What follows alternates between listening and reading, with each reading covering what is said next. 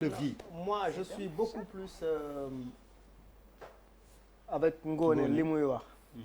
Parce que li Ngoné di wax effectivement, c'est-à-dire c'est une sorte de rupture sociale qui se crée.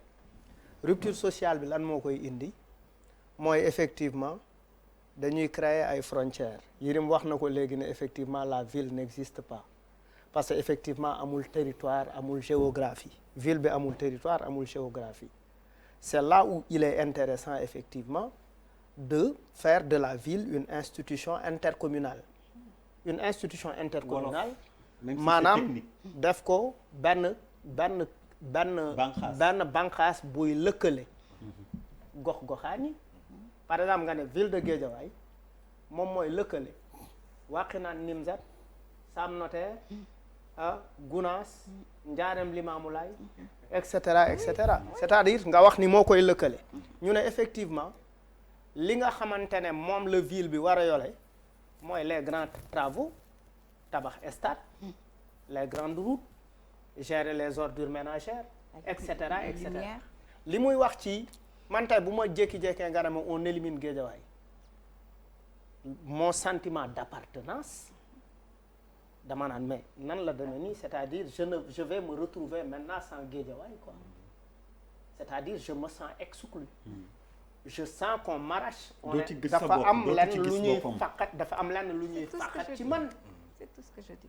loolu boo xoolee au Mali avec les Touaregs bokk na ci li indi crise bi. problème bi waay. boo xoolee au Rwanda bokk na effectivement ci li indi le regain du communautarisme. Il faut qu'on fasse attention, c'est-à-dire on ne peut pas ñu dem élection ay sénégalais woote et les partis, ceux qui votent pour les partis politiques sont moins représentatifs que ceux qui votent, que les autres sénégalais qui votent, parce que Bouba peut ne pas se réclamer d'un parti politique. Les Bouba et les autres, ils sont plus nombreux que ceux qui se réclament des idéologies politiques. Léegi ay nit fal wóolu la pour effectivement leur bien-être, parce que li tax ñuy fal nit c'est parce que dañu yaakaar ni buñ la falee suñu dund dina soppeeku, dinañ dund bu gën.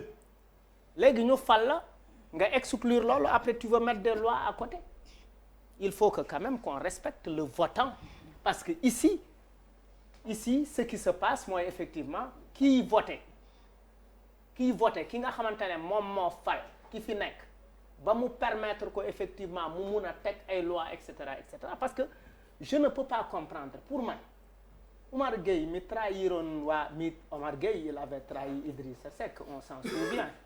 Aujourd'hui il se retrouve avec Idrissa Seck et Omar Gueye il devrait se rappeler de cette délégation sociale délégation spéciale bi nga xamante ne à Sangalkam ci la Malick Ba deewee woon.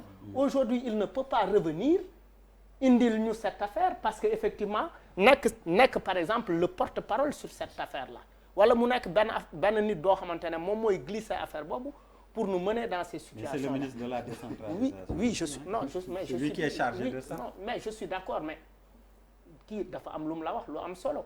On ne peut pas délier la politique et l'humain. Man li ma d'accordul ci Sénégal aujourd'hui, on est en train de nous dire que on peut se permettre tout en politique. C'est-à-dire où est-ce qu'on va, c'est-à-dire où ana morale, ana éthique, et puis qu'est-ce que ça annonce, qu'est-ce que Macky Sall fait avec ça pour quelqu'un qui a dit que je ne ferai pas un troisième mandat. C'est-à-dire c'est comme si pour nous siffler dans notre oreille que il veut aller vers un troisième mandat. Quel rapport, malade? Mais quel est le rapport mooy oui je suis faible, parce que par exemple je te donne benn affaire bu très simple à Pikine. Président Macky Sall. non may ma Abdou Khadre may ko benn affaire bu simple laa lay jox. À Dakar ils ont énormément de problèmes. dëgg la wala dëgg pour gagner Dakar. Non. Bon, à la présidentielle, ils étaient presque à 50%. À Dakar, ici, Yérim wax na ko. Comme il dit, avec le système ici, de Khalifa Sall, même sans être maire, il continue de peser quelque chose. Il continue d'être important. Ouais. Il est entre guillemets le baron de Dakar. Il peut faire et défaire. Il a quand même cette sympathie des Dakarois autour de sa personne. Il peut faire et défaire. Oui.